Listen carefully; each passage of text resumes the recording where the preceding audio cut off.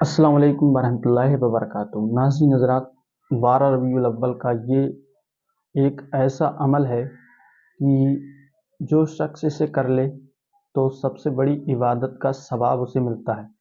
تو آئیے آج ہم جاننے والے ہیں اس عمل کے بارے میں بیان سے۔ مولانا شاکر نوری صاحب کا یہ بیان ہے، تو آئیے شروع کرتے ہیں بیان۔ اے رسول رحمت صلی اللہ علیہ وسلم کے دیوانوں، رحمت عالم صلی اللہ تعالی علیہ وسلم کے چہرے کی کشش کا اندازہ آپ اس سے لگائیں اور چہرے کے مقام کا اندازہ اس سے لگائیں۔ کعبہ اپنی جگہ پر افضل ہے، قرآن اپنی جگہ پر افضل و اعلیٰ ہے، لیکن میرے پیارے آقا صلی اللہ علیہ وسلم کو کے پیارے دیوانوں، اگر کسی شخص نے پوری زندگی کعبے کو دیکھا اور کعبے کو دیکھتے ہوئے اپنی زندگی اس نے تمام کر دی، بے شک، اور کعبہ دیکھتے دیکھتے دیکھتے دیکھتے اس دنیا سے کچھ کر گیا، لیکن اس نے حیات ظاہری میں رخ مصطفیٰ صلی اللہ علیہ وسلم کو نہیں دیکھا اور اسی حالت میں اس کی موت واقع نہیں ہوئی، لیکن پوری زندگی اس نے کعبے کو دیکھا ہے، لیکن پھر بھی ایک نظر میرے مصطفیٰ کے چہرے کو کسی نے حیات ظاہری میں ایمان کے ساتھ دیکھ کر ایمان ہی کے ساتھ اس کا خاتمہ ہوا، تو پوری زندگی کعبہ دیکھنے والا اس جمال مصطفیٰ دیکھنے والے کی برابری نہیں۔ سبحان اللہ، سبحان اللہ، بے شک۔ آپ اندازہ لگائیں، جس نے حضور صلی اللہ علیہ وسلم کے چہرے مبارک کو دیکھا، اس کی عظمتوں کا عالم یہ ہے کہ آقائے کریم صلی اللہ علیہ وسلم ارشاد فرماتے ہیں، جس جنگ کے اندر میرا کوئی صحابی شریک ہو، اللہ تعالیٰ اس کے عوض کے اندر اس جنگ کے اندر فتح عطا فرماتا ہے۔ صحابی کے نام اعمال کے اندر جو سب سے بڑا کمال اور سب سے بڑا عمل موجود ہوتا ہے، وہ مصطفیٰ پیارے صلی اللہ علیہ وسلم کے رخ پاک کا دیکھنا، جمال مصطفیٰ صلی اللہ علیہ وسلم کی زیارت سے مشرف ہونا۔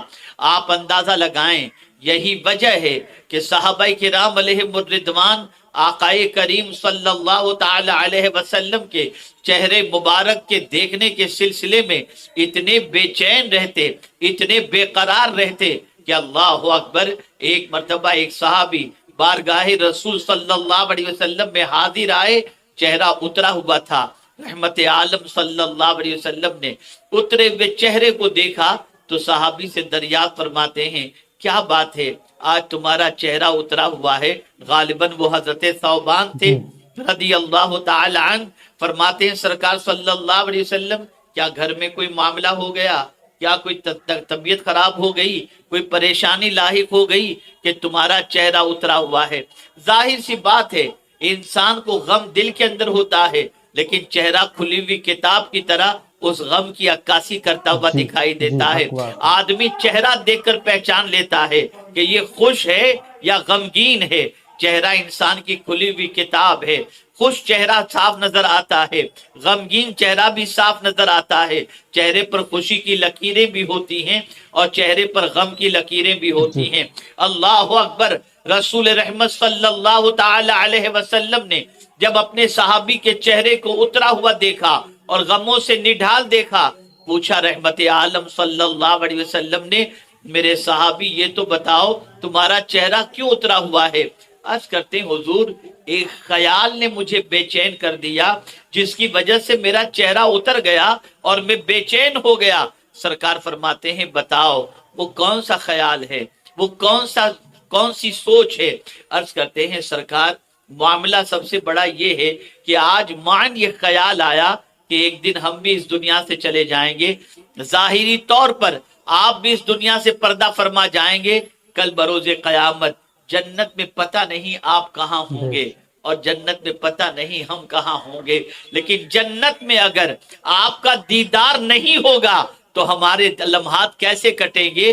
بس آپ کی جدائی کا تصور اور آپ کے چہرے مبارک کے زیارت سے محرومی کے تصور نے مجھے بے چین کر دیا ہے۔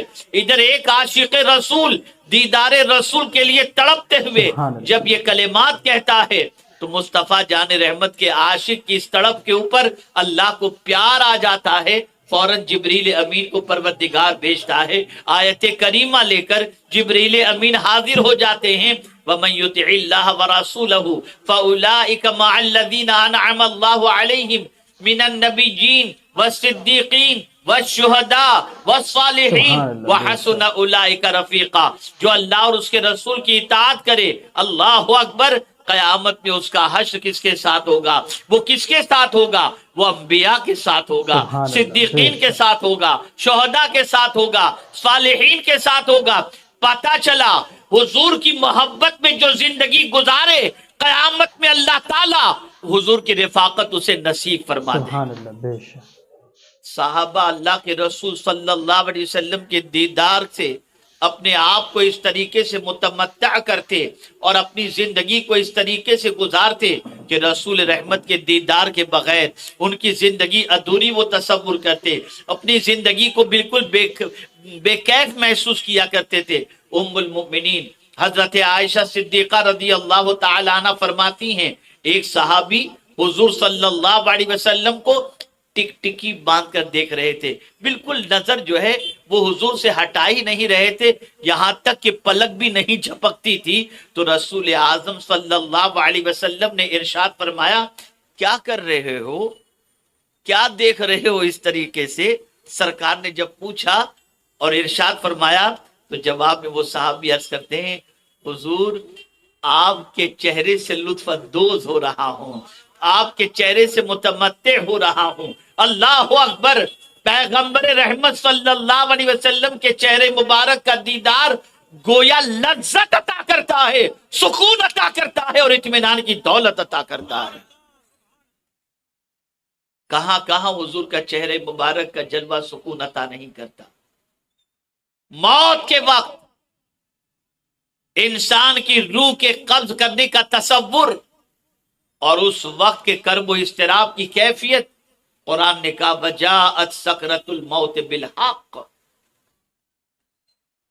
وہ اتنی سخت ترین کیفیت ہوتی ہے جسم سے روح کے نکلنے کے وقت کی کیفیت کہ اللہ کے رسول صلی اللہ علیہ وسلم فرماتے ہیں 360 تلواروں کے وار کسی پر کیے جائیں، اس میں اتنی تکلیف نہیں ہوتی جتنی تکلیف جسم سے روح کے نکلتے وقت ہوا کرتی ہے، یہ تکلیف۔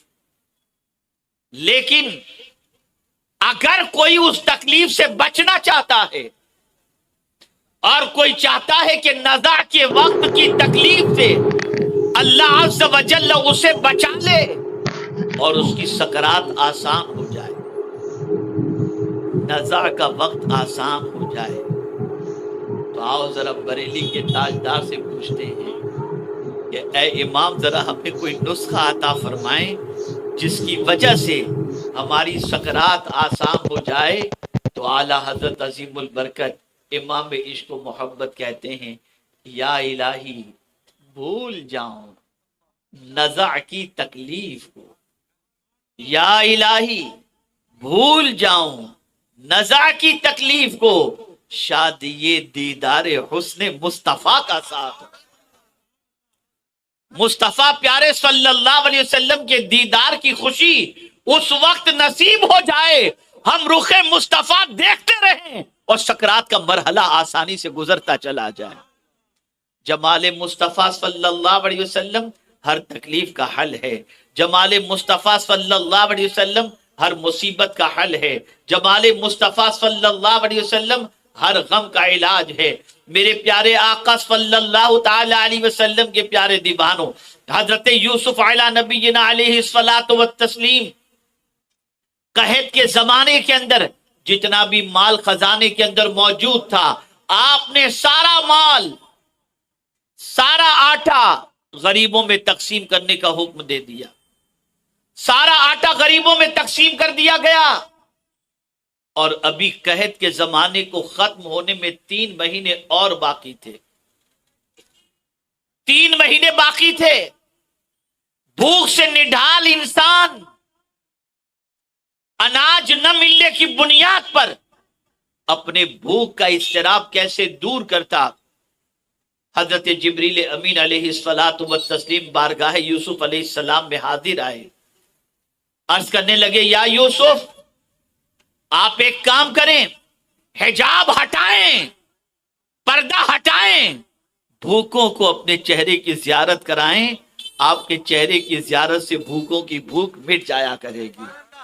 چنانچہ حضرت یوسف علیہ الصلوۃ والتسلیم حجاب ہٹاتے ہیں، اور حجاب ہٹانے کی بنیاد پر 3 مہینے تک لوگ دیدار یوسف کر کے اپنی بھوک کو مٹاتے ہیں۔ لیکن اللہ اکبر، مولا علی فرماتے ہیں کہ جانتے ہو میرے نزدیک مصطفیٰ کے دیدار کی پوزیشن کیا ہے؟ مصطفیٰ کا دیدار کھانے پینے اور مجھے ٹھنڈے پانی سے بھی زیادہ محبوب ہے، اس لیے کہ ہر تکلیف اور ہر غم کا علاج رخ مصطفیٰ کے دیدار کے اندر اللہ نے محفوظ رکھا ہے۔ یہی وجہ ہے کہ صحابہ جب بے چین ہوتے تو حضور کے چہرے مبارک کی زیارت کر لیتے، انہیں سکون مل جاتا۔ رسول رحمت صلی اللہ علیہ وسلم کے دیدار سے استفادہ کرتے، ان کی پریشانی دور ہو جاتی، غم ہلکا ہو جاتا۔ اے رسول رحمت صلی اللہ علیہ وسلم کے دیوانوں، ہم اس رسول کے ماننے والے ہیں اور اس پیغمبر رحمت صلی اللہ علیہ وسلم کے امتی ہیں جن کے چہرے کے اندر اللہ نے اتنی کشش رکھی، اتنا حسن و جمال عطا فرمایا کہ میرے پیارے آقا صلی اللہ علیہ وسلم کے پیارے دیوانوں، حضرت عبداللہ ابن سلام رضی اللہ تعالی عنہ یہودیوں کے بہت بڑے عالم، مدینہ منورہ میں شور بپا ہوتا ہے، آخری نبی کا دعوے دار مدینے میں حاضر ہو چکا ہے جو یہ کہہ رہا ہے میں اللہ کا آخری نبی ہوں۔ حضرت عبداللہ ابن سلام بڑے عالم تھے یہودیوں کے، بڑا عبور تھا علم کے اوپر۔ ان کے دل میں خیال پیدا ہوا، جس نے نبوت کا دعویٰ کیا ہے، ختم نبوت کا دعویٰ کیا ہے، آخری نبی ہونے کا دعویٰ کیا ہے، ذرا چل کر میں اسے دیکھوں تو صحیح کہ وہ ہیں کیسے، کیا واقعی وہ آخری نبی ہیں، کیا واقعی وہ اللہ کے نبی ہیں۔ اللہ اکبر۔ اب آپ دیکھیں حضرت عبداللہ ابن سلام فرماتے ہیں میں پہنچا، اور جب پہنچا تو کیا دیکھتا ہوں، جہاں رسول اعظم صلی اللہ علیہ وسلم تشریف فرماتے تو رحمت عالم صلی اللہ علیہ وسلم کے ارد گرد صحابہ ایسے لگ رہے تھے جیسے چاند، جیسے تارے، اور درمیان میں حضور ایسے لگ رہے تھے جیسے 14ویں کا چاند چمک رہا ہو۔ چہرہ دیکھتے ہی میرے دل نے گواہی دے دی یہ سچے نبی ہیں، اور اسی وقت کلمہ پڑھ کر کے میں مسلمان ہو گیا۔ یہ مصطفیٰ پیارے کے چہرے مبارک کی کیفیت، آپ ذرا سوچو، آپ ذرا اندازہ لگاؤ، ہم اس رسول کے ماننے والے ہیں جن کے حسن و جمال کا کیا کہنا، ان کے جیسا حسین و جمیل اللہ نے کسی کو پیدا ہی نہیں فرمایا۔ ایسے حسین، ایسے جمیل میرے آقا صلی اللہ تعالی علیہ وسلم، آپ ذرا سوچو میرے پیارے آقا صلی اللہ علیہ وسلم کے پیارے دیوانوں، صحابہ کا اضطراب میں آپ کو بتاؤں، صحابہ کی بے قراری آپ کو بتاؤں، تاکہ آپ محسوس کر سکیں کہ رسول رحمت صلی اللہ علیہ وسلم کے دیدار کے سلسلے میں صحابہ کی تڑپ کیا تھی، صحابہ کی کیفیت کیا تھی۔ میرے پیارے آقا صلی اللہ تعالی علیہ وسلم کے پیارے دیوانوں، غزوہ احد کے موقع پر رسول اعظم صلی اللہ علیہ وسلم نے حضرت سعد کے بارے میں دریافت فرمایا، کہاں ہے سعد، کیسے ہیں؟ صحابہ تلاش میں نکلے حضرت سعد رضی اللہ تعالیٰ عنہ کی۔ تلاش کرنے کے بعد جب دیکھا تو زخموں سے نڈال حضرت سعد وہاں پر میدان کے اندر موجود ہیں۔ صحابی رسول سے سرکار نے فرمایا تھا کہ اگر تم سعد کو پالو تو سعد کو میرا سلام کہنا، اور سعد سے پوچھنا کہ کیسا محسوس کر رہے ہو۔ حضرت زید غالباً پہنچتے ہیں اور میدان جنگ کے اندر حضرت سعد کو پا لیتے ہیں۔ پا لینے کے بعد حضرت سعد رضی اللہ تعالیٰ عنہ کو زخموں سے ایک مرتبہ درود شریف پڑھنے، اللہم صلی علی سیدنا و مولانا محمد معدن الجود والکرم وآلہ وصحبہ وبارک وسلم صلاۃ و سلاما علیک یا سیدی یا رسول اللہ सल्लल्लाहु ताला अलैहि व आलिहि वसल्लम। तो हजरत साद रजी अल्लाह ताला अन्हु को पा लेने के बाद हजरत जैद रजी अल्लाह ताला अन्हु कहते हैं आकाए करीम सल्लल्लाहु अलैहि वसल्लम ने आपको सलाम पेश किया है। जख्मों से निढाल साद जब रसूल आजम सल्लल्लाहु अलैहि वसल्लम का सलाम सुनते हैं तो पूरे वजूद के अंदर ताकत जमा करके हुजूर सल्लल्लाहु अलैहि वसल्लम के सलाम का जवाब देते हैं। और उसके बाद वो सहाबी हजरत साद से पूछते हैं, ऐ साद जरा ये बताओ, मेरे आका ने ये भी पूछा है कि इस वक्त तुम अपने आप को कैसा महसूस कर रहे हो। सिचुएशन है जांकनी की, सिचुएशन है रूह के निकलने की, सिचुएशन है जख्मों से निढाल, सिचुएशन है ऐसी कि अब रूह परवाज होगी कि कब रूह परवाज होगी। ऐसी सिचुएशन में हजरत साद रज़ी अल्लाह ताला अन्हु सहाबी रसूल से कहते हैं हुजूर से मेरा सलाम कहकर अर्ज करना कि हुजूर ने दरियाफ्त फरमाया है कि मैं क्या महसूस कर रहा हूं, तो अर्ज कर देना मैं इस वक्त जन्नत की खुशबू महसूस कर रहा हूं। और उसके बाद हजरत साद रज़ी अल्लाह ताला अन्हु ने फरमाया कि तुम सारे सहाबा को मेरा ये पैगाम दे दो कि अगर किसी के होते हुए मुस्तफा जाने रहमत को बाल बराबर भी अजियत पहुंची या तकलीफ पहुंची तो तुम में का कोई मैदान महशर में अल्लाह को मुंह दिखाने के लायक नहीं होगा। उम्मुल मुमिनीन हजरत आयशा सिद्दीका रज़ी अल्लाह ताला अन्हा फरमाती हैं कि एक सहाबी जख्मों से निढाल एक मैदान के अंदर मौजूद हैं और आकाए करीम सल्लल्लाहु अलैहि वसल्लम को याद कर रहे हैं। उम्मुल मुमिनीन हजरत आयशा सिद्दीका रज़ी अल्लाह ताला अन्हा ने आकाए करीम सल्लल्लाहु अलैहि वसल्लम की बारगाह में अर्ज किया, सरकार एक गुलाम जां बलब है और हुजूर को याद कर रहा है। सरकार उठते हैं और अपने उस जख्मी सहाबी की तरफ बढ़ते हैं। अल्लाह अकबर। पैगंबर रहमत सल्लल्लाहु अलैहि वसल्लम जब अपने जख्मी सहाबी के करीब पहुंचते हैं, वो सहाबी पूरी ताकत व तवानाई को जमा करके हुजूर के इस्तकबाल के लिए खड़ा होना चाहते हैं, लेकिन रहमत आलम सल्लल्लाहु ताला अलैहि वसल्लम फौरन आगे बढ़कर अपने जख्मी सहाबी के सर को अपनी गोद में ले लेते हैं। कुर्बान जाइए उस लम्हे पर और उस सहाबी की किस्मत पर जिसके सर को सरकार ने अपनी गोद में ले लिया हो। फिर हुजूर सल्लल्लाहु अलैहि वसल्लम उनके सर पर हाथ फेरते हैं, चेहरे से गर्द गुबार को साफ करते हैं, लेकिन ऐसी सिचुएशन में वो सहाबी हुजूर के चेहरे को तक रहे हैं, किसी और की तरफ नहीं, किसी और की तरफ तवज्जो नहीं, बल्कि मुस्तफा प्यारे के रूखे ज़ैबा को देख रहे हैं, तक रहे हैं। और तमन्ना क्या है? तमन्ना यही है दीदारे मुस्तफा सल्लल्लाहु अलैहि वसल्लम करते करते मेरी रूह परवास कर जाए। अल्लाह अकबर।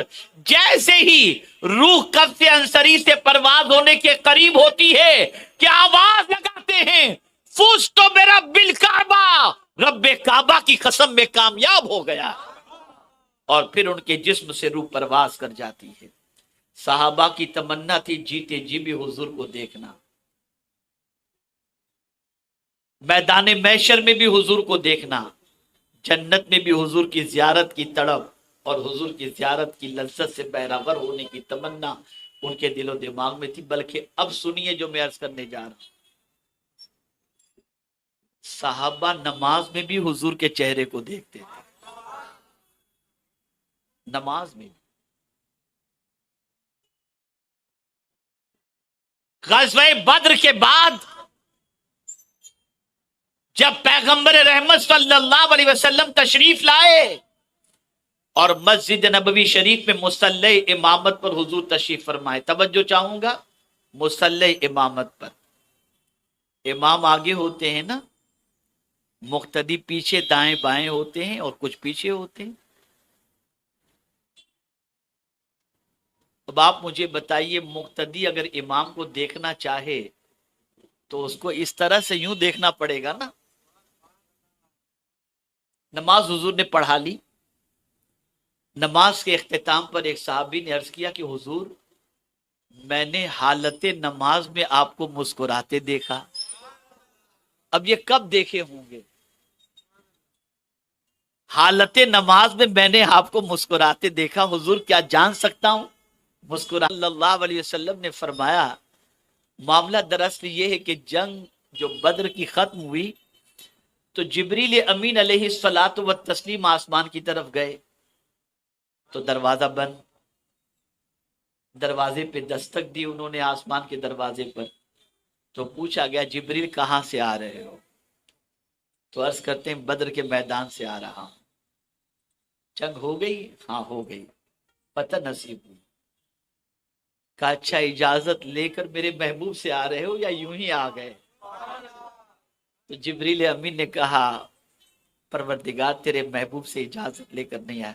کہا جاؤ پہلے محبوب سے اجازت لے کر کے آؤ پھر تمہارے لیے دروازہ کھلے گا. تو میں نماز پڑھا رہا تھا، جبریل میرے سامنے آ کر کھڑے ہو گئے، میری ہنسی نکل گئی، میں مسکرا دی. قربان جائیے میرے آقا کی عظمت. حالت نماز کے اندر صحابہ حضور کو دیکھتے تھے، حضور کو دیکھا کرتے تھے. اور حضور کے دیکھنے کی پوزیشن کیا ہے؟ تو سرکار فرماتے ہیں میں آگے بھی دیکھتا ہوں اور پیچھے بھی دیکھتا ہوں اور تمہارے دل کے خشوع کو بھی دیکھ رہا ہوں. یہ حضور فرماتے ہیں. یعنی پیچھے کھڑے رہنے والے کے دل کی کیفیت کیا ہے؟ حدیث مبارکہ میں ہے کہ حضور اسے بھی دیکھ رہے ہیں. بلکہ حضور فرماتے انی ارا ما لا ترون انی اسمع ما لا تسمعون. میں جو دیکھتا ہوں وہ تم نہیں دیکھ سکتے اور میں جو سنتا ہوں وہ تم سن نہیں سکتے. بیان اچھا لگا ہو تو ویڈیو کو لائک کر دیں، چینل کو سبسکرائب کریں اور بیل آئیکن ضرور دبا دیں تاکہ آنے والی ہر اسلامک ویڈیو آپ تک سب سے پہلے پہنچتی رہے. السلام علیکم ورحمۃ اللہ وبرکاتہ.